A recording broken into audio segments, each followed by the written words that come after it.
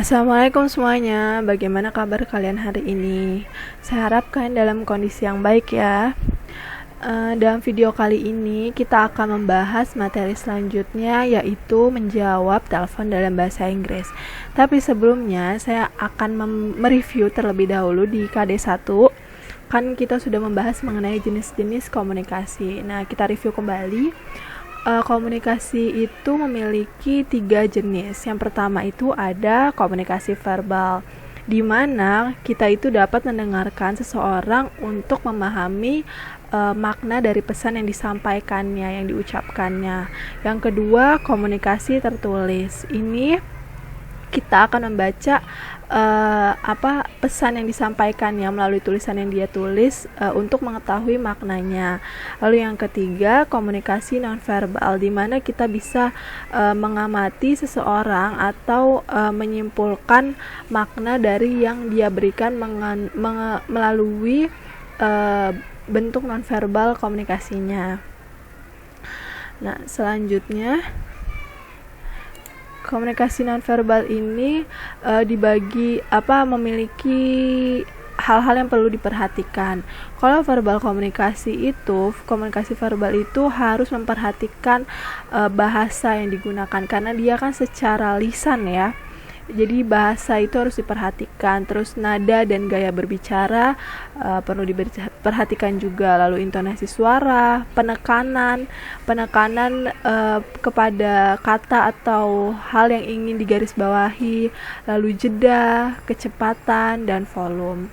Lalu kalau untuk komunikasi nonverbal itu yang perlu diperhatikan adalah penampilan, eye contact, kontak mata, ekspresi wajah, sikap, postur, dan posisi, bahasa tubuh, serta diam. Karena kalau komunikasi nonverbal ini kan melalui gerakan, simbol-simbol yang diberikan. Nah, jadi dia lebih menekankan kepada bentuk fisik atau secara luar dari si penyampai berita gitu. Berbeda dengan komunikasi nonverbal yang lebih kepada penekanan kata atau kalimat yang ingin disampaikan.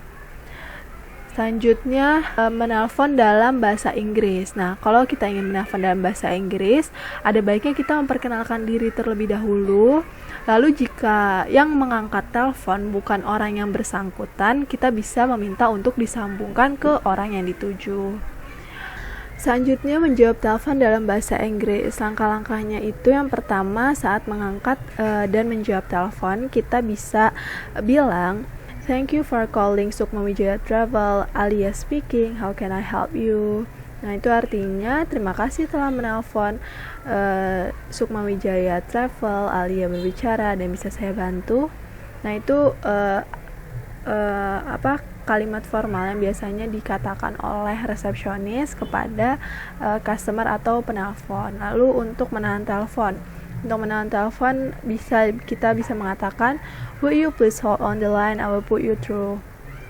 Lalu jika orang yang dicari nggak ada, itu kita bisa bilang, "I'm sorry, Mr. Fahri not here today. Can I take your message please?" Itu artinya maaf, Mr. Fahri, Pak Fahri lagi nggak ada di sini hari ini. Saya bisa menerima pesan Anda. Nah, pesannya nanti akan disampaikan kepada Pak Fahri gitu.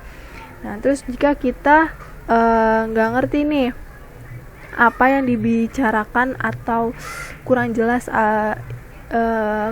pesan yang disampaikan oleh si penelpon, kita bisa bilang, "Could you please repeat that?" Artinya, apakah bisa diulang? Atau mungkin kita bisa meminta klarifikasi pada penelpon. Misalnya, "Would you mind spelling that for me?" Terakhir yaitu mengakhiri pembicaraan seperti mengatakan, "Thank you for calling Sukma Wijaya Travel, have a nice day." Lalu telepon ditutup. Seperti itu. Nah, sekian untuk materi yang saya sampaikan hari ini. Silakan lanjutkan pembelajaran di Google Classroom. Saya telah memberikan tugas yang menarik di sana, dan jangan lupa juga absen di Google Classroom dan link presensi sekolah. Terima kasih.